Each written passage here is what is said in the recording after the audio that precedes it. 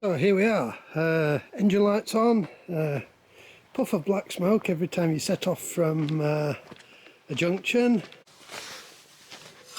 The exhaust is full of black soot. A bit of oil in the air intake. I think the turbo's okay, and the diagnostic tool points to an EGR problem. This is my L200, I think it's 2.5, certainly a diesel, at least I hope it is because I've been putting diesel in it for the past 6 months. EGR valve is just behind the throttle body, there. It's fastened on with 4 14mm headed bolts and 2 14mm headed bolts underneath, which are extremely difficult to get at, so it's easier to take it off complete with the intake pipe, which bolts onto the cooler down here where my finger is, with 2 12mm headed bolts. Then it just comes straight off like this. You'll need a few bits of socketry. I find the single hexagon sockets easier than the double hexagon sockets, but there we are. It's a solenoid operated thing which opens and closes the valve like that, and in taken off position it was open. Now, having tried to operate the solenoid with a power supply, I have only been able to make it work in 2 positions, that is fully open and half open and not closed. So what I think is that the valve isn't closing in use. So you can buy blanking plates to bypass the EGR valve so that those horrible gases go into the atmosphere instead of causing us problems.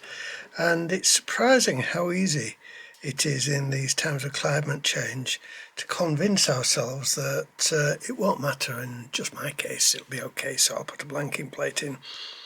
These things are there for a reason. They're there to save the planet and make the car run better. So on this particular vehicle, you don't actually have to use a blanking plate. You can just take the solenoid off the top of the EGR valve, and because the valve is spring loaded, it will stay in the closed position and there's nothing that can get to the elements there. So that's what I'm going to do for the time being.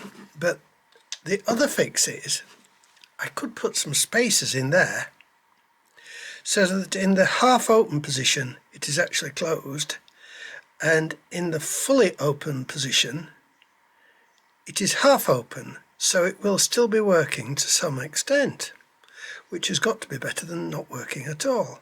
So that is what I'm going to do until I can find a replacement part. There we are. 4 8mm nuts seem to be just the right size. 6mm ones weren't thick enough. Now, I didn't show you my testing of the wiring because I couldn't be bothered to actually trace it back and find out what everything was supposed to do. It would have taken me an hour or two and I probably still would have ended up no wiser. However, the middle top terminal is 5 volts positive, so that's probably a signal voltage or to be honest I don't know what it is, but by trying negatives and positives in various combinations on the other 4 terminals, I managed to make the valve work half up and half down. So I'm presuming that's the fault. Anyway, we'll find out when the spare comes.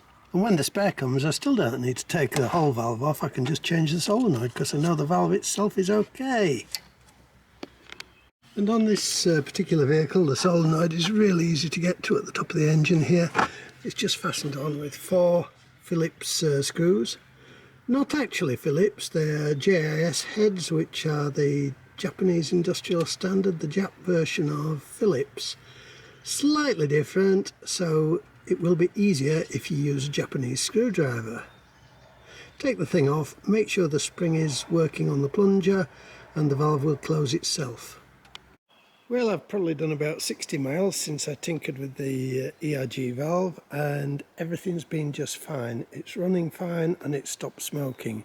So that's the answer. If it's a solenoid only valve which is stuck open, then you can just take the solenoid off the top and run it until you can get the spare. Well, I hope this little video helps you, and if it does, I really would like it if you subscribe to my channel. Thank you for watching.